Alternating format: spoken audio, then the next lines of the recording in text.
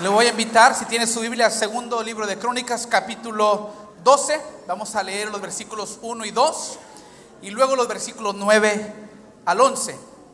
Repito, segundo libro de Crónicas, capítulo 12, versículos 1 al 2 y luego versículos 9 al 11. El segundo libro de Crónicas está a mediación del Antiguo Testamento. Si no tiene Biblia, cómprese una. Por ahora puede apoyarse acá en las pantallas. Una historia muy interesante. Hubo un rey en el Antiguo Testamento llamado Salomón. Fue un hombre muy sabio, fue un hombre muy rico, extremadamente rico. Todo lo que él hizo lo hizo con gran lujo, con gran detalle, de los mejores materiales. Y él construyó en una ocasión un palacio y se le antojó construir o mandar a hacer más bien 500 escudos de oro para decorar el palacio. Los escudos de oro no eran útiles para la guerra, el oro era demasiado pesado y demasiado suave a la vez, como para usarlos para escudos de guerra. Pero para decoraciones de palacio funcionaban formidablemente, eran lujosos, eran brillantes, eran hermosos.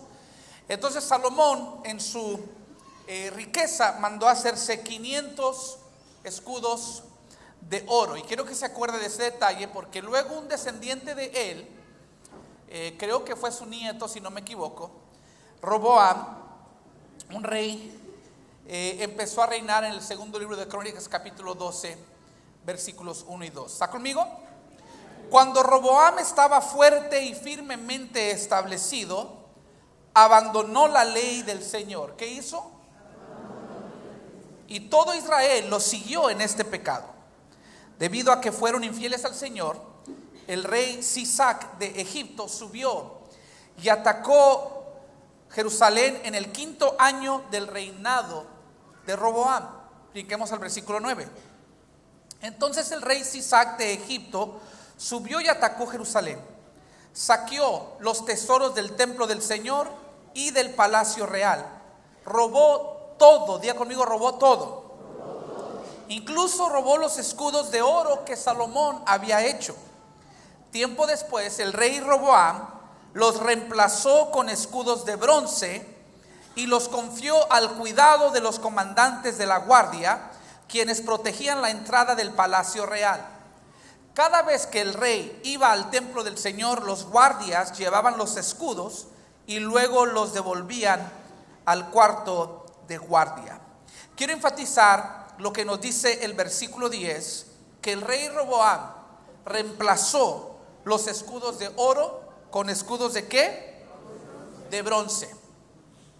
El miércoles no estuvimos, por cierto, los extrañamos, nos faltamos a la reunión. Para los que no acostumbran venir el miércoles, les tengo un aviso de interés público. Dios es Dios no solamente en domingo, también entre semana Dios sigue siendo Dios. Y nos gustaría verle de cuando en cuando o cuando usted pueda. A veces decía yo antes decía, si no tiene nada que hacer, no, pero aunque tenga algo que hacer, esto es mejor, ¿sí? O si le da tiempo, no, mejor haga tiempo para estar en la casa del Señor. Siempre hay algo nuevo que Dios está haciendo, sus misericordias son nuevas cada mañana. Pero esta semana en particular decidimos irnos el miércoles, tomamos un día y medio de descanso.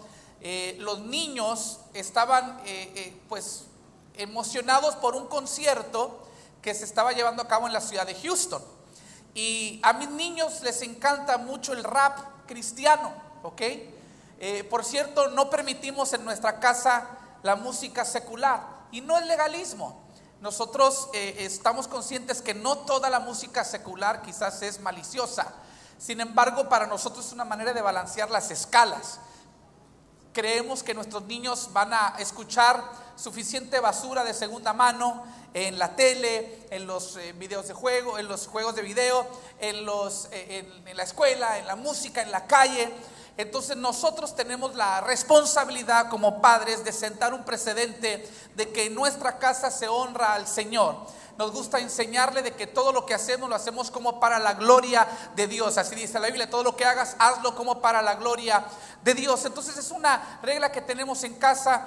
Entonces no permitimos la música secular, pero tienen libertad en cuanto a géneros de música. Y les encanta mucho la música rap, el rap cristiano. Entonces todos sus artistas favoritos de rap cristiano se pusieron de acuerdo y hicieron una gira juntos. Entonces el concierto venía a la ciudad de Houston. Nosotros teníamos el dilema, pues si vamos a ir tenemos que irnos desde el miércoles y vamos a tener que faltar a la reunión. Pero después, considerando que los niños habían pasado toda la semana de Spring Break encerrados aquí con nosotros antes, durante y después de Limitless, entonces nosotros decidimos que era una buena muestra de amor y de importancia para ellos, enseñarles que somos capaces de fallarnos una reunión en la iglesia con tal de enseñarles que ellos son más importantes que la iglesia, porque nuestro primer ministerio es nuestra familia. Dice la Biblia: ¿de qué le sirve al hombre ganarse el mundo y perder su alma? Yo le agrego: ¿de qué le sirve al pastor ganarse toda la iglesia y toda la ciudad y perder a sus hijos? Entonces nosotros tenemos que enfocarnos en nuestros hijos. Usted como padre, como madre, debe enfocarse en sus hijos, aún los que sirven. Un protocolo que tenemos aquí es que siempre y cuando su servicio en la iglesia empieza a afectar la salud de su familia, usted debe entregar su puesto y enfocarse en su familia, porque familias fuertes hacen iglesias fuertes.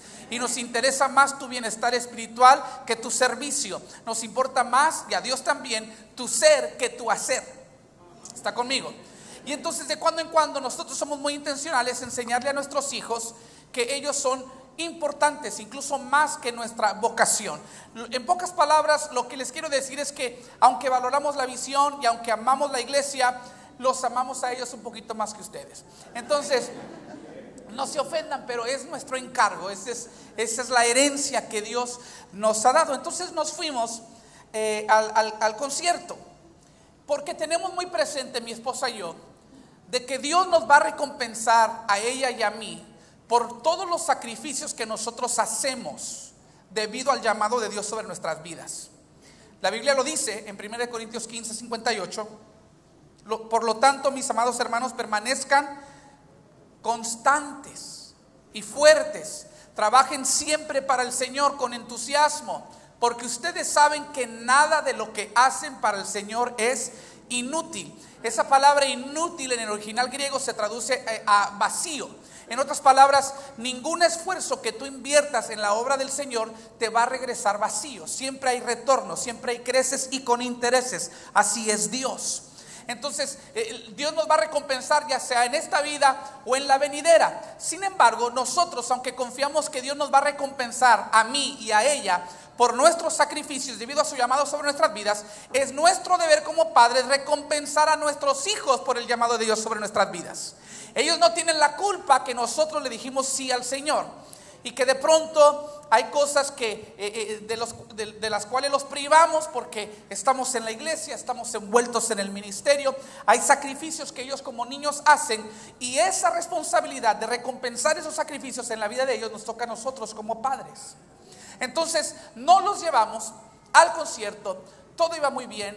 Dios bendiga a las mamás, a las mujeres, porque son muy precavidas, siempre toman las mayores precauciones. Mi esposa, siempre que hay eventos en la iglesia, fuera de la iglesia, siempre compra boletos extras, porque ella dice: nunca falta quien llegue de visita sorpresivamente o quien se cole, nunca falta alguien, ¿verdad?, que de pronto se invite solo, y en vez de decirles que no, pues vamos a compartir. Recuerdo que en Limitless se agotaron todas las entradas y llegaron unos pastores escandalizados porque ¿cómo es posible? Y ya no hay boletos y no hay nada que se pueda hacer. Y mi esposa dijo: ¿sabes qué? Dice: yo tengo 2 boletos en la bolsa porque compré 4 extras. Y ahí tenía 2, ya había regalado 2 y le quedaban 2. Y dejamos entrar a esos pastores. Entonces en Houston nos vuelve a suceder. Llegaron diferentes personas, sobre todo jóvenes de Vital. No estaba planeado, llegaron al mismo concierto, también faltaron a la reunión, no avisaron, pero allá no los encontramos. Y no estaba planeado, allá no los topamos. Y había un muchacho, un joven, y voy a mantener anónimo, ¿verdad? Anónimo su identidad. Él se animó de última hora y se habían agotado ya los boletos. Entonces él compró su boleto a través de un muchacho que pues puso ahí en Facebook: yo tengo un boleto extra, siempre no voy a poder ir, entonces si a alguien le interesa, lo estoy vendiendo. Entonces el muchacho pues encontró ese boleto, se puso de acuerdo y intercambiaron el boleto por el dinero, y resulta que el boleto era un boleto falso. La ironía: a un concierto cristiano le vendieron un boleto falso y más caro que el original, porque se supone que estaban agotados. Entonces costaba 25, pero te lo vendo a 35 si lo quieres. Y el tipo pues lo compró a 35 porque dijo: bueno, pues ya es el último que hay. Y era un boleto falso. Entonces, oh sorpresa, llega a la puerta y no lo dejan entrar. Nos llaman a nosotros y mi esposa dice: yo tengo un boleto extra que no sé. Y ahí vamos y le damos el boleto al muchacho, y disfrutó el concierto con nosotros. A lo que quiero llegar es esto: ¿no han notado ustedes que siempre son las cosas de valor las que inspiran falsificaciones o imitaciones? Nadie falsifica los billetes de $1 o de $5, falsifican los de 100. Hermanas, ustedes nunca van a ir al centro de McAllen a encontrar una bolsa pirata de las del Walmart. No existen las Ocean Pacific piratas, ¿no? Siempre son las de marca Coach, las de marca Louis Vuitton. Esas son las, porque son las de valor. ¿Están conmigo? Siempre son las cosas de valor las que se falsifican. Y no hay nada más valioso en la vida del cristiano que su relación con Dios. Y cuando el enemigo no puede conseguir que tú te pierdas de una relación con Dios, negocia contigo para ofrecerte un cristianismo pirata y falso. Ese es mi mensaje el día de hoy. Así que abróchese el cinturón y póngase el casco, porque va a estar algo duro. Quiero hablarles el día de hoy de un cristianismo pirata. Igual que nuestro amigo que lo robaron, así te roba el enemigo. Te ofrece una versión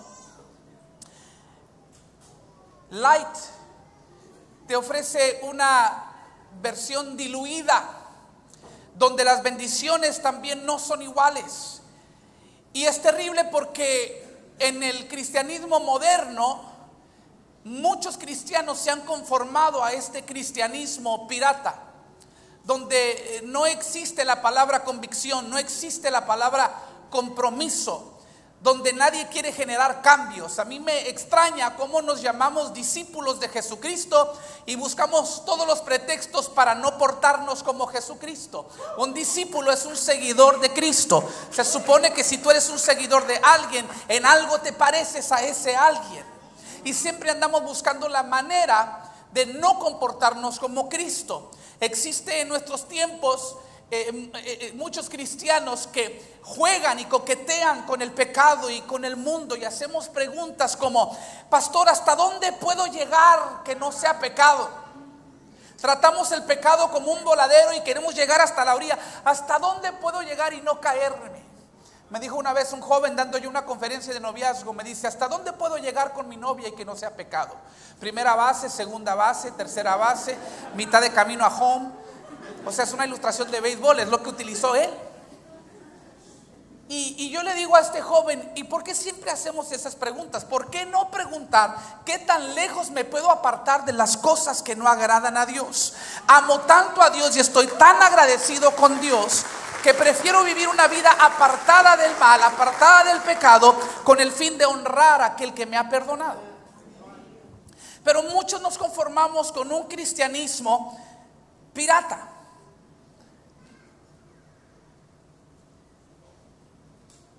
Estaba viendo unas estadísticas.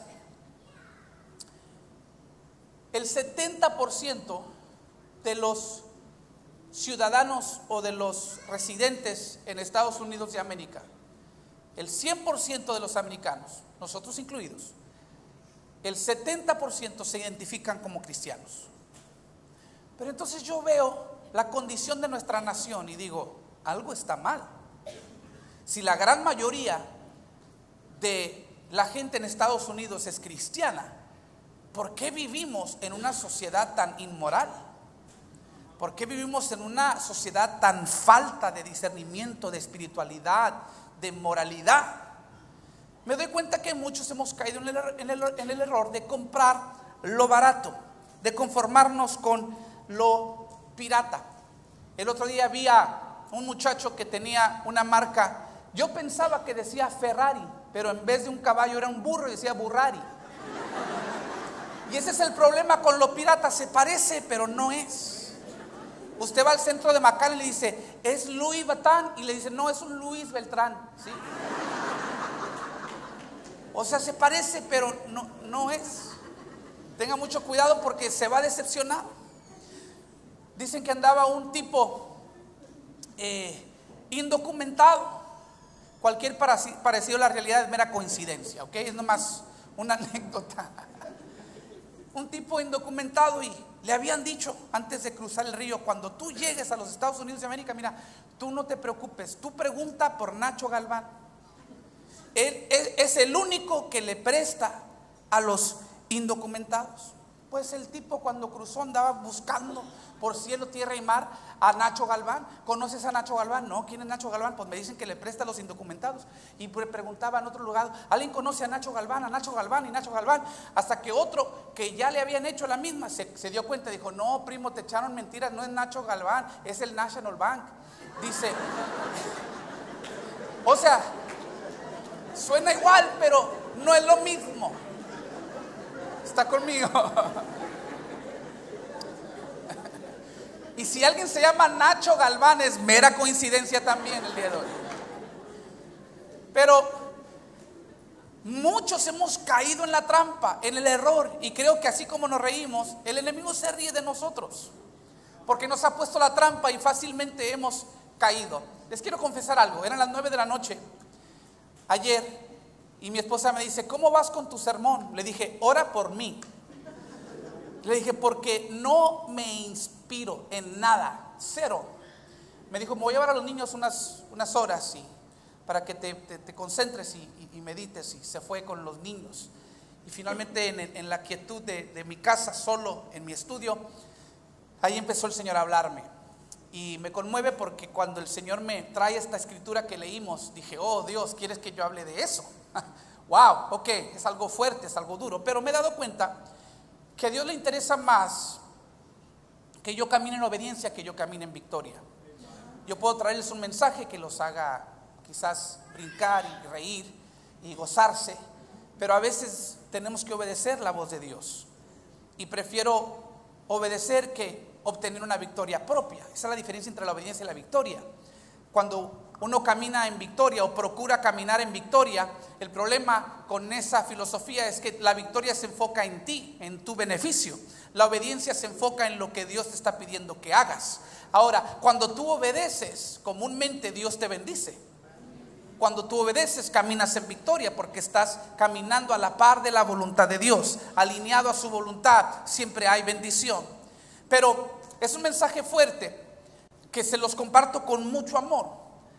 Porque al ver la condición no solamente de la nación, sino también de la iglesia en Estados Unidos, me doy cuenta que muchos están viviendo un cristianismo pirata. Temo que como Roboam, muchos de nosotros hasta nos hemos ya conformado y nos sentimos confortables con un cristianismo pirata. Si el 70% de los americanos en Estados Unidos se identifican como cristianos, mi pregunta es, ¿por qué es que como nación hemos permitido el aborto de más de o cerca de 500,000 de niños sin nacer, bebés inocentes por año? Si realmente somos un país cristiano, ¿por qué hemos permitido como nación que el gobierno redefina lo que es el matrimonio y lo que es la familia? Si realmente somos un país cristiano, ¿por qué hemos permitido que saquen la oración y la Biblia de las escuelas y los 10 mandamientos sean removidos de los palacios de justicia? Si realmente somos un país cristiano, me pregunto, ¿por qué es que la pornografía sigue siendo una industria de $15 billones anualmente? Si realmente somos un país cristiano, ¿por qué es que nuestras películas, nuestra música y nuestras celebridades son también, las más populares son las más inmorales también? Puede ser que la iglesia en América ha intercambiado como Roboam oro por bronce? ¿Acaso hemos caído en la trampa del enemigo? Nos ha robado el oro. Y en vez de pelear por lo que vale, hemos dicho, no, vamos a crear un nuevo juego de escudos. Vamos a hacerlos de bronce. En vez de pelear por lo que cuesta, vamos a crear algo que no cuesta. Eran 500 escudos, originalmente en oro. Si usted lee 1 de Reyes capítulo 10, 16, versículos 16 y 17, dice que eran 300 escudos grandes, como de 15 libras cada uno, de puro oro. Y el 17 dice que eran 200 escudos pequeños, 200, dice el 16, 200 grandes de 15 libras y 300 pequeños de oro, también labrado a martillo, de casi 2 kilos. O sea, de 4 o quizás 5 libras. Y el rey colocó los escudos en el palacio del bosque del Líbano. Algunas estimaciones ponen el valor de estos escudos en $50 millones actualmente, versus los de bronce, que actualmente costarían alrededor de $5,000. Entonces imagínense, $50 millones los de oro, $5,000 los de bronce. El día de hoy y la próxima semana, porque no voy a terminar el mensaje de hoy, ya me di cuenta en la mañana,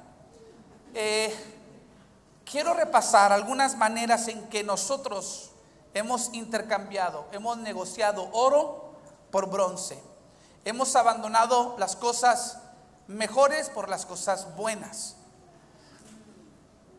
¿Cómo hemos intercambiado oro por bronce? Y al repasar esto y mi oración es que el Espíritu Santo nos traiga convicción y que nos mueva a buscar la restauración, porque estoy convencido que Jesús no murió por una iglesia mediocre.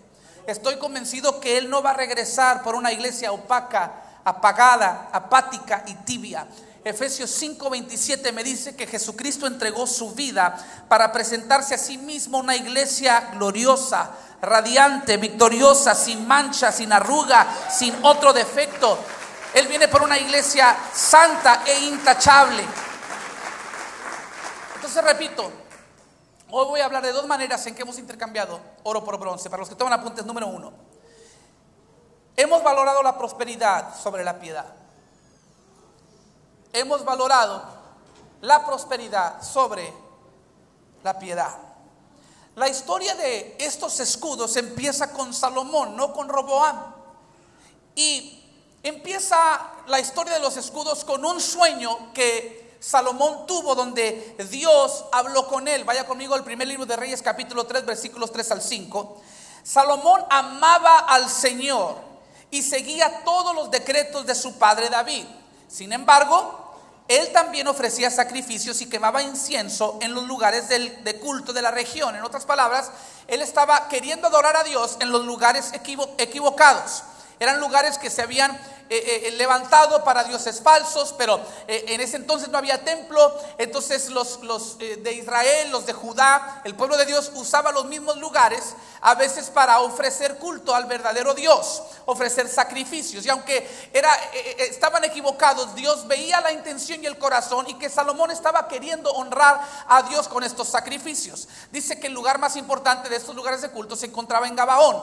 Así que el rey fue allí y un día sacrificó 1,000 ofrendas quemadas. O sea, se estaba sacrificando, entregando lo mejor para el Señor. Esa misma noche el Señor se le apareció a Salomón en un sueño, y Dios le dijo: ¿qué es lo que quieres? Pídeme y yo te lo daré. Miren nada más esto. Dios le ofrece a Salomón un cheque en blanco. Pídeme lo que tú quieras y yo te lo voy a dar. Inmediatamente uno piensa en lo que uno pediría. Señor, te pido millones de dólares, Señor. Yo quiero ser rico para irme de vacaciones, para dejar mi trabajo, para decirle adiós al patrón, que se quede con su empresa. Y aparte quiero diezmar, claro, pastor, quiero diezmar, quiero ofrendar, que se pague la deuda de la iglesia. Uno diría, que el Señor me dé una mansión y me dé coches y me dé carros para mí, para mis hijos, para mi familia, mi descendencia, pensaríamos quizás inmediatamente con un cheque en blanco en pedirle al Señor cosas materiales. Sin embargo, miren lo que pidió Salomón. Dijo Salomón: dame un corazón comprensivo para que yo pueda gobernar bien a tu pueblo y que yo sepa la diferencia entre el bien y el mal. Pues ¿quién puede gobernar por su propia cuenta a este gran pueblo tuyo? Al Señor le agradó que Salomón pidiera ¿qué cosa? Sabiduría. Él quería ser piadoso, él quería honrar al Señor. Dame sabiduría para servirte, para honrarte, para gobernar bien, para cumplir con tus estatutos. Y a Dios le agradó tanto la respuesta que Dios le respondió: ya que pediste sabiduría para gobernar a mi pueblo con justicia y no has pedido una larga vida, ni riqueza, ni la muerte de tus enemigos, porque algunos con un cheque en blanco dirían: Señor, llévate a mi suegra. Pero Salomón no pidió ni la muerte de sus enemigos. Dijo Dios: como no me pediste nada de esas cosas, te concederé lo que me has pedido. Te daré un corazón sabio y comprensivo como nadie nunca ha tenido ni jamás tendrá. Por eso le llamamos el sabio Salomón. Pero también le dijo: además te daré lo que no me pediste. A mí me encanta cuando Dios te da hasta lo que no le pides. Me encanta cuando le pides también a Dios, que Dios dice: por haberme pedido esto, te voy a dar también esto otro. Te voy a dar riquezas y fama. Ningún otro rey del mundo se comparará a ti por el resto de tu vida. Mire, muchos le pedirían a Dios riquezas y fama, pero Salomón le dijo: quiero la piedad, quiero la sabiduría. Y Dios dijo: te la voy a dar, y aparte te voy a dar la riqueza y la fama. Y si tú me sigues y me obedeces mis decretos y mis mandamientos, como lo hizo tu padre David, también te daré una larga vida. Muchos pedirían salud, pero Dios dice: con que tú me pidas piedad, sabiduría, fuerzas, voluntad para honrarme, para servirme, te voy a dar eso, y aparte te voy a dar lo que no me pediste. A Dios le agradó tanto esta respuesta. Ahora, Salomón era un hombre como cualquier otro con defectos. Llegó un momento en que sus prioridades también se desviaron, pero nos dejó con una gran lección. Todo lo que el ser humano sueña con tener, Salomón lo consiguió. Y Salomón lo consiguió no persiguiendo la riqueza, sino persiguiendo la piedad. Salomón consiguió la prosperidad no buscándola, sino buscando a Dios. Él no buscaba las riquezas, él buscaba la virtud. Les tengo una noticia, mis queridos hermanos. Usted lo puede buscar en toda la Biblia, pero le voy a ahorrar el tiempo porque ya lo busqué. En ningún momento, en ningún versículo, en ningún pasaje de la Biblia, usted va a encontrar esa frase célebre que muchos tenemos en el corazón: persigue tus sueños. Búsquelo en la Biblia. Nunca lo va a encontrar. En ningún momento Dios te dice: persigue tus sueños. Lo que sí te dice es Mateo 6:36, donde dice: busca primero el reino de Dios por encima de todas las cosas, y lleva una vida justa, una vida piadosa, y entonces yo te daré o te añadiré todo lo que tú necesitas. Yo me he dado cuenta que la mejor manera para conseguir tus sueños es dejarlos de buscar y buscar a Dios, porque quien busca a Dios, quien persigue a Dios, sus sueños lo persiguen a Él. ¿Está conmigo? Dios dice: busca la piedad, busca la santidad, busca mi reino, busca hacer mi voluntad. Y si tú persigues la piedad, la prosperidad te va a buscar a ti. Si tú buscas cumplir los sueños de Dios, entonces tus sueños te van a alcanzar a ti. Algo que Roboam no entendía. Él pensó que el estar bien establecido significaba que ya no necesitaba a Dios. Segunda de Crónicas 12, versículo 1, cuando Roboam estaba, ¿qué cosa? Fuerte y firmemente establecido, abandonó la ley del Señor. Y todo Israel lo siguió en este pecado. ¿No se ha dado cuenta que así nos pasa a muchos de nosotros? Mientras las cosas marchan bien, ni nos paramos en la iglesia. ni oramos, ni buscamos a Dios. Todo es deleite, todo es fiesta.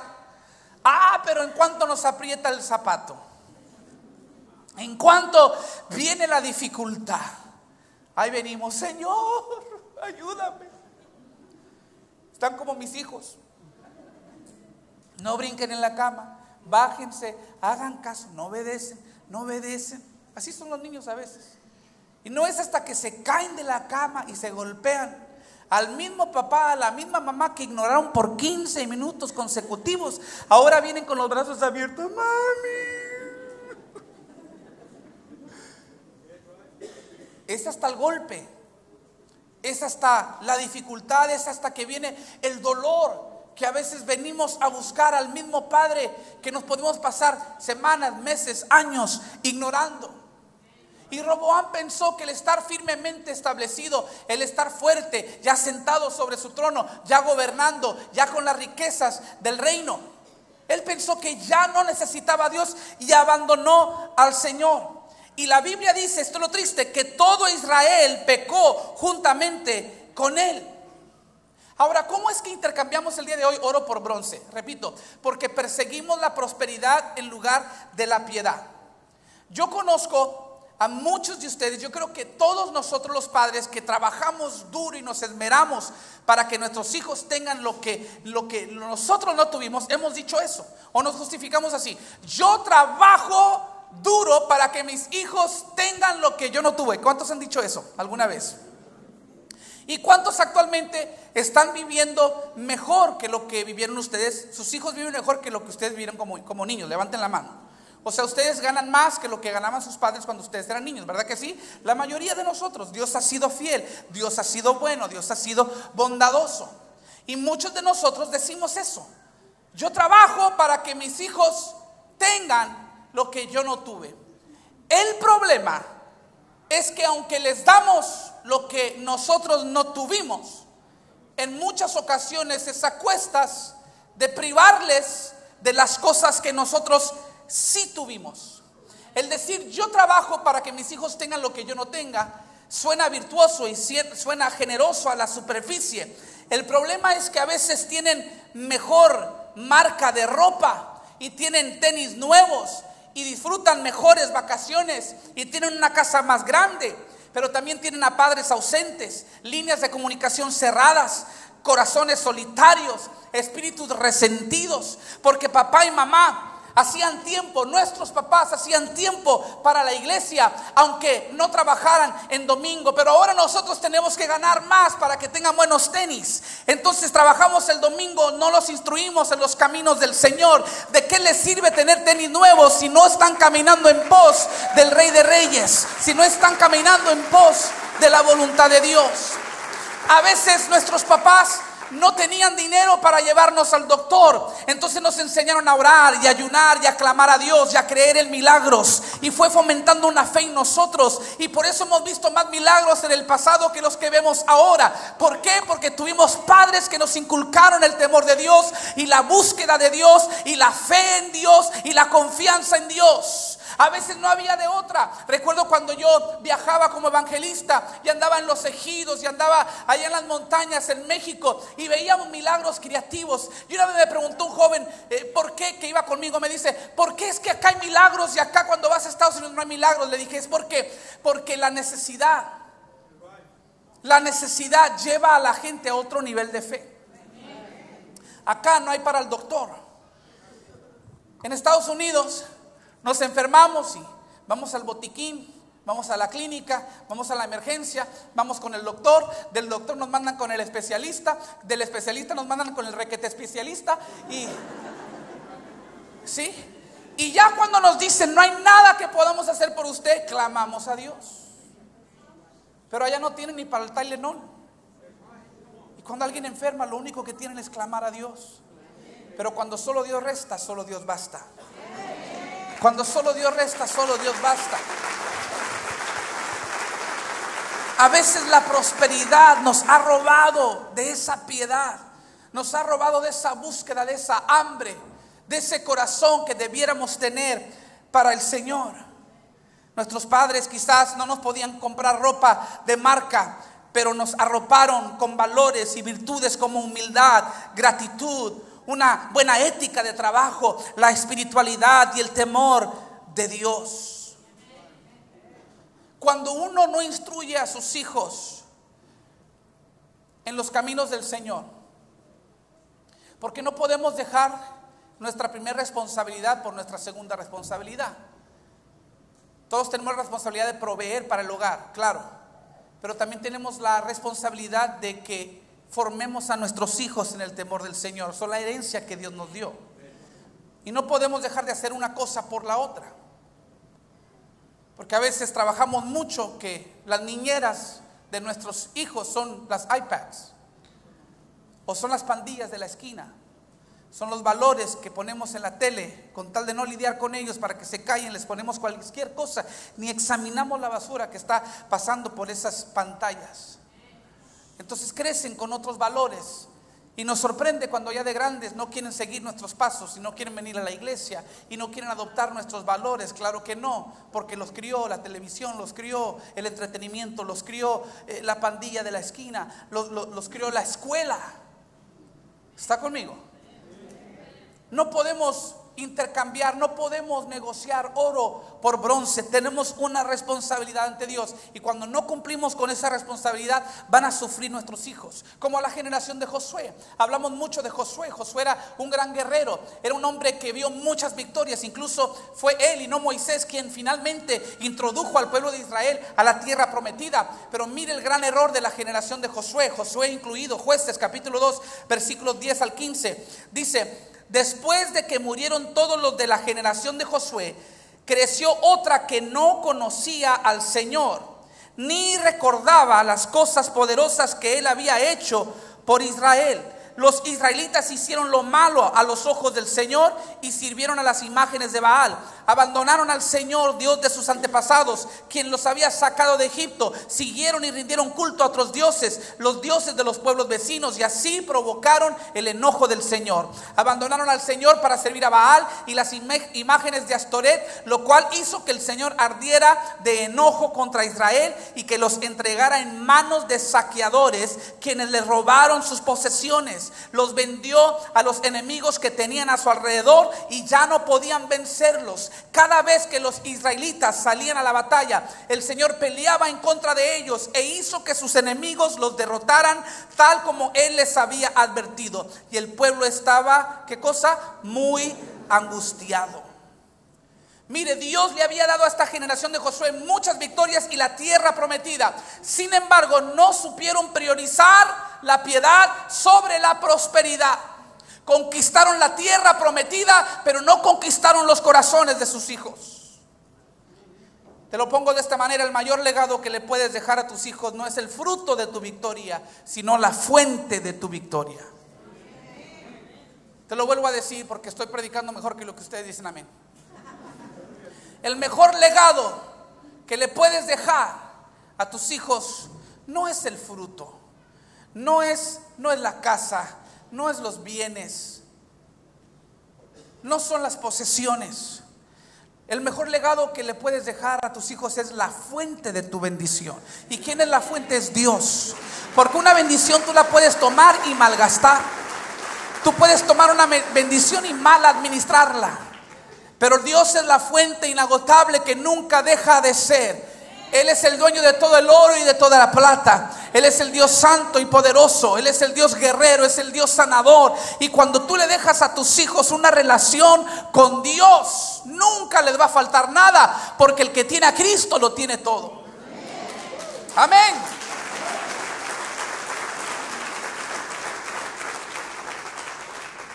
Tu bendición no va a conseguir que tus hijos lleguen al cielo. Tu Dios sí. Déjales a tu Dios. Número 2. Otra manera en que hemos negociado oro por bronce es que hemos usado la gracia para minimizar la santidad. Hemos usado la gracia para minimizar la santidad. Segunda de Crónicas 12, versículos 5 y 6. La misma historia de Roboam. Entonces el profeta Semaías se reunió con Roboam y con los líderes de Judá, quienes habían huido a Jerusalén por causa de Sisac.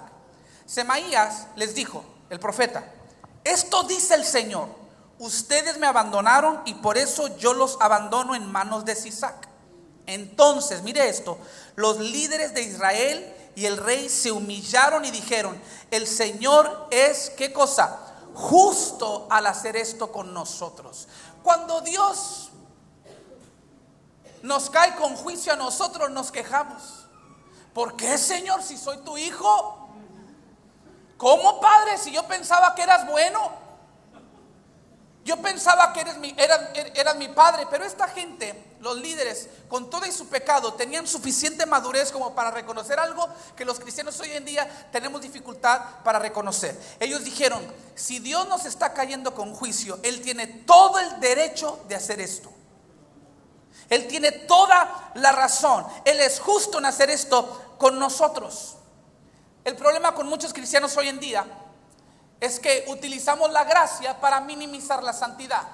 Decimos cosas como: ya el Antiguo Testamento no aplica porque ya no estamos bajo el pacto de la ley, estamos bajo la gracia. Y aunque eso es cierto, una cosa les tengo que avisar: el carácter de Dios no ha cambiado. No es como que si teníamos a un Dios santo en el Antiguo Testamento y ahora tenemos a un Dios pasivo en el Nuevo Testamento. La Biblia dice que Él es el mismo ayer, hoy y por todos los siglos. Él es un Dios inmutable, es decir, que Él no cambia. El carácter de Dios es el mismo en el Antiguo Testamento como en el Nuevo Testamento. En el Antiguo Testamento Él era santo y celoso. En el Nuevo sigue siendo santo y celoso. Es cierto que estamos bajo un nuevo pacto, pero el carácter de Dios es el mismo. Y Dios sigue demandando de sus hijos la santidad. Se los pongo de esta manera: la gracia de Dios no cancela su santidad y su misericordia no es su permiso para pecar. A veces vemos que Dios no nos cae con juicio, con castigo, y decimos: bueno, yo sé que le estoy siendo infiel a mi esposa, pero si fuera tan malo, no me estaría yendo tan bien en la empresa. Dios no me va a bendecir si yo fuera tan malo. Y pensamos que porque Dios se ha portado misericordioso, quiere decir que nos está dando permiso para seguir pecando. O el empresario que roba a sus clientes dice: pues no estará tan mal lo que estoy haciendo, porque de otra manera no me estuviera bendiciendo Dios. Y pensamos que porque Dios es lento para la ira y grande en misericordia, quiere decir que Él está afirmando su nombre, diciendo: está bien que sigas pecando. Mis queridos hermanos, Dios sigue siendo santo y celoso, y Él no va a permitir que sus hijos pequen con éxito. Siempre Dios va a tener la última palabra. Y tenemos que temer a un Dios santo, a un Dios celoso, a un Dios justo. Tarde que temprano se va a hacer justicia. No hay otra manera. Entonces no podemos minimizar la santidad utilizando la gracia del Señor. Cuando vemos en la Biblia ejemplos de personas que fueron juzgados por sus pecados, quizás usted ve estos ejemplos y dice: wow, qué duro. Qué difícil cómo Dios los juzgó. Podemos hablar de la esposa de Lot. Su único pecado fue ver hacia atrás de donde venía. Cuando Dios le dijo: no mires hacia atrás, ella desobedeció, y dice la Biblia que se convirtió en estatua de sal y ahí murió. Podemos pensar en aquellos que se rebelaron contra la autoridad de Moisés y se abrió la tierra y se los tragó.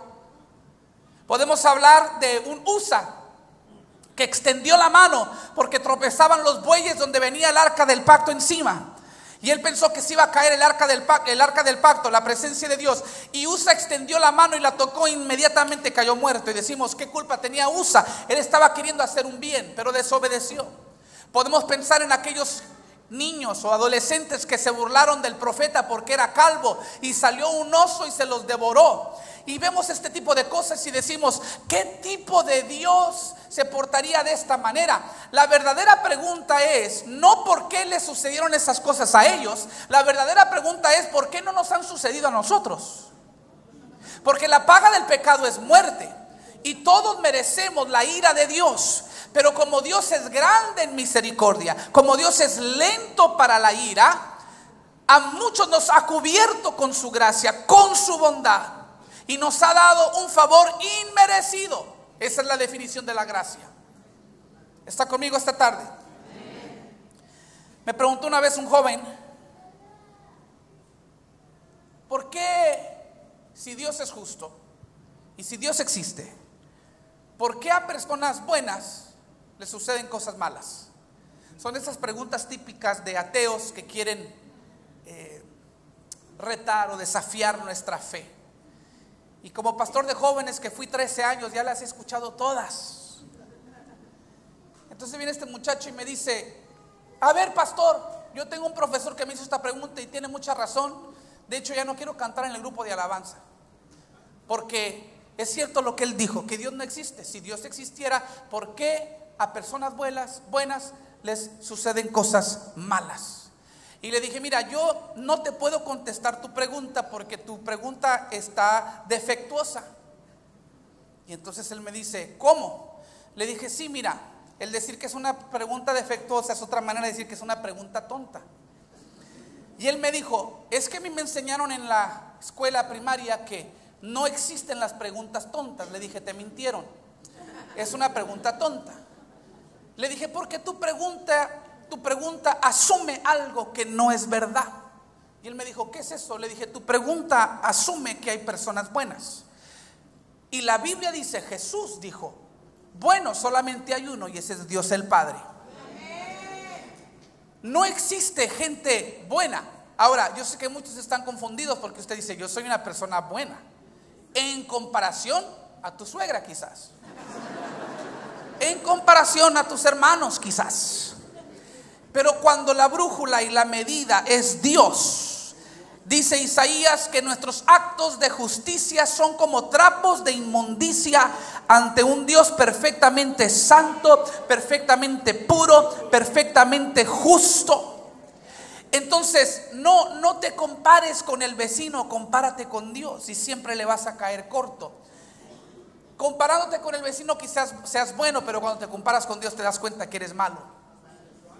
Que Dios escudriña hasta los pensamientos y las intenciones del corazón. Y si la gente supiera algunos pensamientos que se te han ocurrido, algunos sentimientos que han entrado a tu corazón, si la gente supiera lo que tú eres capaz de sentir, lo que tú eres capaz de pensar y considerar, te diera pena y te diera vergüenza. Te das cuenta que no eres una persona buena. Le dije a este muchacho: no hay personas buenas.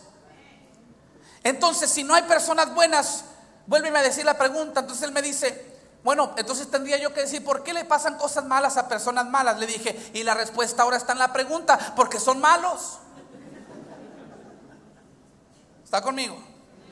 Entonces, lo que quiero decir es que no podemos nosotros levantarnos el cuello ante un Dios perfecto y decir: yo soy justo, porque bueno, solamente hay uno.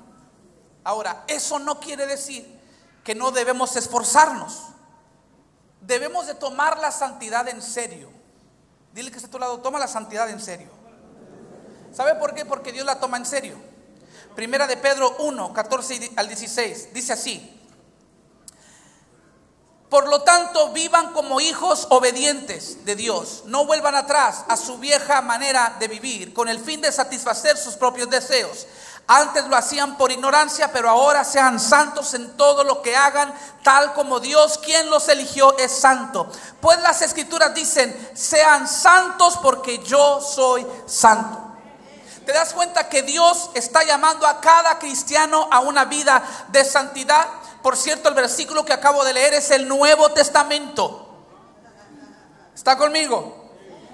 Y no te deja opción. Dice: tienes que vivir como hijo obediente. No vuelvas a tu vieja manera de vivir. Dios es un Dios santo y es un Dios de gracia a la vez. Y la santidad y la gracia no están en polos opuestos, no están peleadas.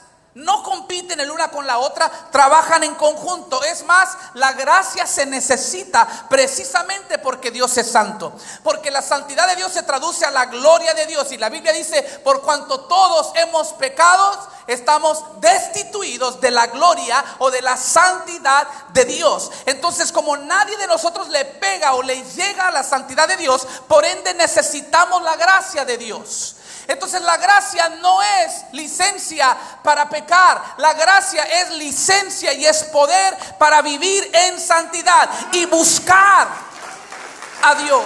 y honrar a Dios. Las Escrituras nos enseña que hay dos tipos de santidad. Una que tenemos en Cristo ante Dios y otra la que tenemos que buscar. Para cerrar le voy a enseñar dos versículos en el mismo capítulo de Hebreos, capítulo 10. El versículo 10 primero dice: pues la voluntad de Dios fue que el sacrificio del cuerpo de Jesucristo nos hiciera santos una vez y para siempre. En otras palabras, por lo que Jesús hizo, nosotros hemos sido hechos santos una vez y para siempre. Dígale que está a tu lado: ya soy un santo. Ahora dígalo como que si se la cree, porque yo sé que muchos... Yo sé que es difícil asimilar eso, pero ante Dios, cuando tú viniste a poner tu fe en Cristo Jesús como Señor y Salvador, precisamente eso es lo que pasó. Tú te convertiste inmediatamente en un santo ante los ojos de Dios, porque estás arropado con la justicia de Jesús. Entonces tú has sido hecho santo. Pero luego el versículo 14, miren lo que dice del mismo capítulo: pues mediante esa única ofrenda, la que nos hizo santos una vez y para siempre, Él perfeccionó para siempre a los que está haciendo santos.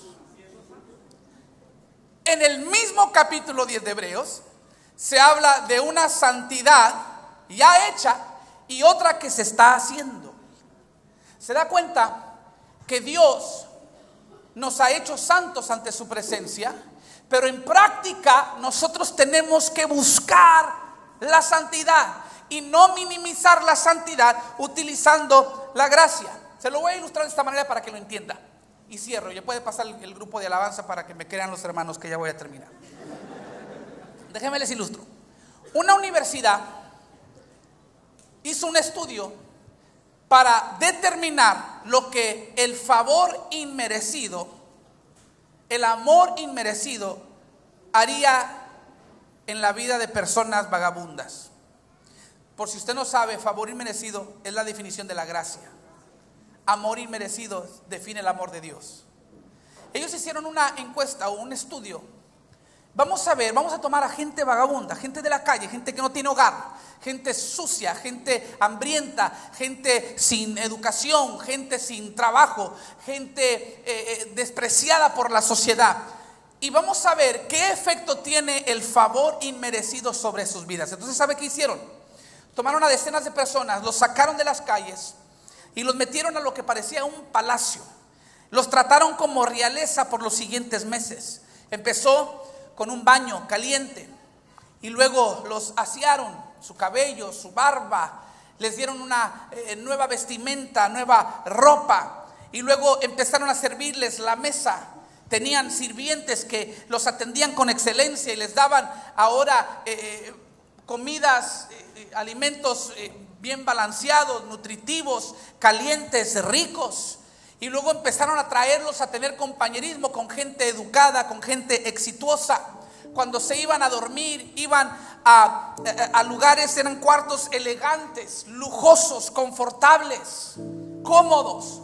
Y con el tiempo algo empezó a suceder, algo muy notable empezó a suceder. Estos vagabundos empezaron a exhibir un cambio en su comportamiento. Su postura cambió tanto al caminar como al sentarse. Ahora tenían una postura firme y recta y levantaban la mirada. Ya no estaban cabizbajos como antes. Su lenguaje empezó a cambiar. Dejaron de decir maldiciones y de usar vulgaridades y empezaron a articular bien sus palabras. Empezaron a sonar más educados.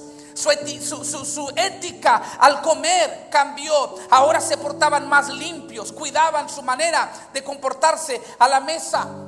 Algo empezó a suceder en su mente, en sus ambiciones. Empezaron a expresar interés en la educación. Empezaron a expresar interés en la industria, en el trabajo, empezando a soñar con éxito. En otras palabras, porque los sacaron de la calle y los introdujeron a la realeza, naturalmente empezaron a comportarse de manera diferente. Es como que les cayó el 20 y realizaron: nosotros no merecíamos esto. Se nos dio una nueva vida, Una vida que nosotros nunca por nuestra propia fuerza o méritos o esfuerzos pudiéramos alcanzar. Entonces lo mínimo que podemos hacer es vivir agradecidos por esta nueva identidad que se nos ha dado. Lo mínimo que podemos hacer es vivir a la altura de esta nueva identidad que se nos ha regalado.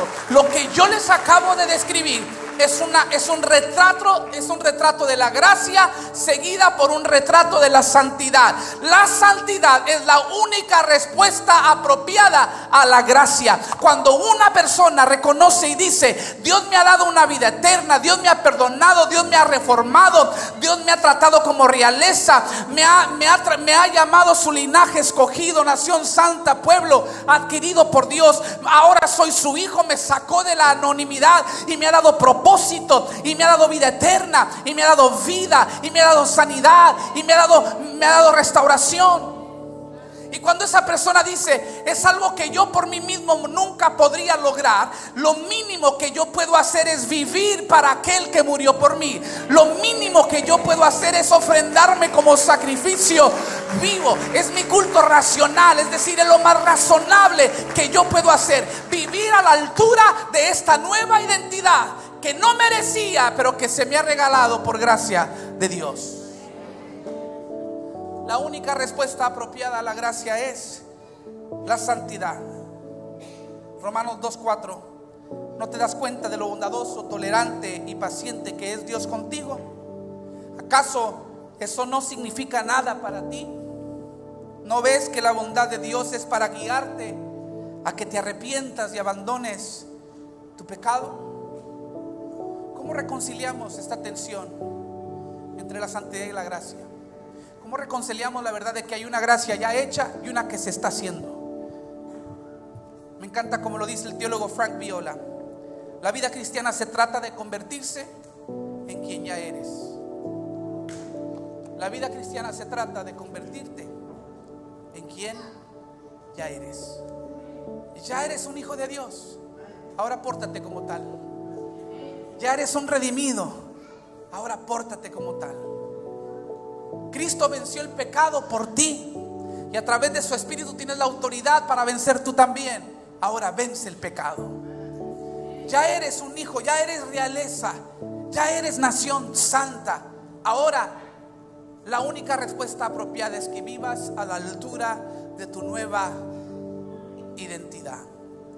Dejemos de cambiar oro por bronce, iglesia. No te conformes con bendiciones falsificadas o a medias. Al final es un robo. Lo falsificado, la imitación, es un robo. No te conformes con vivir bajo la opresión del príncipe de este siglo, cuando puedes vivir bajo la gloria del Rey de Reyes y Señor de señores. Ponte de pie conmigo.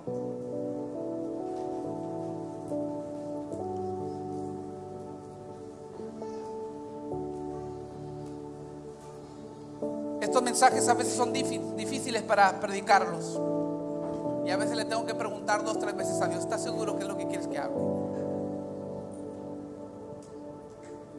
Porque por ejemplo la semana pasada era una semana de victoria, de gozo, de regocijo, con los jóvenes danzando, brincando, hablando del propósito de Dios para nosotros, hablando de un Dios sin límites, hablando de cómo la muerte de Jesús ha vencido y nos da la victoria a nosotros.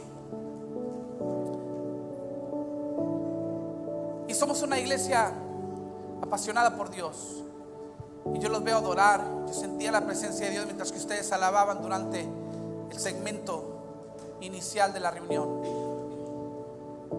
Y me encanta que levanten las manos y que salten y que brinquen, y yo sé que Dios se agrada de eso.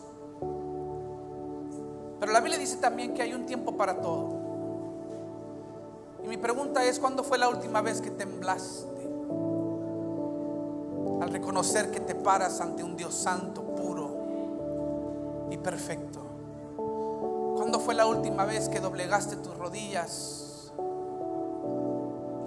bajo la poderosa mano del Señor, humillado, diciendo: Señor, no soy merecedor, gracias por tu amor, gracias por tu misericordia? ¿Cuándo fue la última vez que levantaste la mirada con asombro y te preguntaste, ¿por qué me amaste, Señor?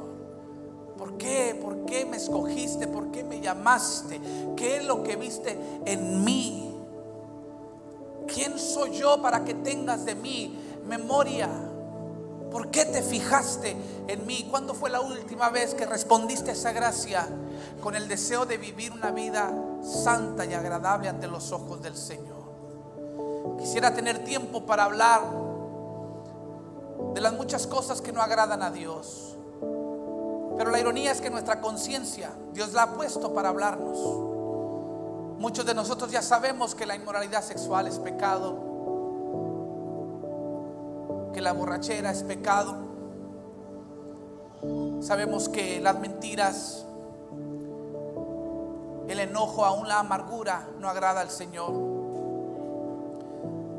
Sabemos que las balanzas falsas también son pecado. Es decir, cuando cometes fraude, todas esas cosas son pecado ante el Señor. La Biblia dice que todo lo que debes hacer, hazlo para la gloria de Dios. Y muchos de nosotros vivimos para nosotros mismos y no vivimos para Dios. Eso también es pecado. La palabra pecado literalmente significa fallarle al blanco. Entonces pecado es todo lo que te haga fallarle al blanco, todo lo que te haga fallar al propósito que Dios ha depositado en tu vida y en tu corazón. Todo lo que te haga fallarle al blanco, lo que te distrae de ese propósito, es pecado. Pero muchos hemos caído en la trampa del cristianismo pirata y hemos dicho, no, vive a tu antojo, haz lo que tú quieras, que al cabo Dios tiene gracia y Dios perdona. Y sí, Dios tiene gracia. Y sí, Dios perdona. Y sí, Dios te ha hecho santo, pero también te ha llamado a la santidad. Y sin santidad nadie verá al Señor. No podemos ignorar esas palabras. El día de hoy yo te voy a invitar, mientras que cantamos este último canto de la reunión, a que tú vengas y te humilles bajo la poderosa mano del Señor. Que vengamos con arrepentimiento y con humildad, con agradecimiento a la vez, y digamos, Señor, perdóname por mis faltas, mis flaquezas, mis deficiencias, mis pecados. Perdóname, Señor, y hago pacto contigo el día de hoy de vivir intencionalmente, persiguiendo, buscando la santidad, porque tú eres santo. Yo quiero ser santo, porque tú eres bueno. Yo quiero ser bueno. Nunca seré perfecto, pero moriré en el intento, Señor. Yo quiero que la gente vea mis buenas obras y que pueda ver tu luz y que pueda reconocer que soy tu hijo. Que nos reconozcan por el amor que tenemos, por las buenas obras que hacemos. Porque aunque las buenas obras no nos salvan, los salvos sí hacen buenas obras. ¿Está conmigo? Las buenas obras no hacen al salvo, pero el salvo sí hace las buenas obras. Y no voy a minimizar más la santidad. Voy a buscarte, voy a perseguirte. Hay personas el día de hoy que tendrán que rendir. Quizás tú eres nuevo en estas cosas del Señor, y de pronto a medida que yo voy hablando, el Espíritu Santo te va demostrando cosas en tu vida que tú tienes que abandonar. Para algunos puede ser un hábito, para otros puede ser una relación, para otros puede ser alguna actividad que te aleja de Dios, que te distrae de tu propósito. ¿Eres capaz de venir el día de hoy reverentemente ante la presencia del Señor y decir, estoy dispuesto a rendirlo todo? Es mi culto racional, es lo más razonable que yo puedo hacer, vivir para aquel que murió por mí. Gracias por visitar nuestro canal de YouTube. Si algo en el mensaje ha instado tu corazón a recibir a Jesús, repite esta oración conmigo. Dile, Señor Jesús, te entrego mi vida y mi corazón. Me arrepiento de mis pecados y te pido perdón. De hoy en adelante me comprometo a servirte. Te confieso, mi Señor y Salvador. Por mi salvación te doy gracias. En tu nombre, Jesús, te lo pido. Amén. Si hiciste esa oración, bienvenido a la familia de Cristo. Y si te impactó este mensaje, no se te olvide suscribirte y oprimir el botón de notificación para seguir recibiendo todo nuestro contenido en video. También pasa la bendición a alguien, comparte este enlace con tus amigos y familiares. Nuevamente, gracias por sintonizarnos. Bendiciones.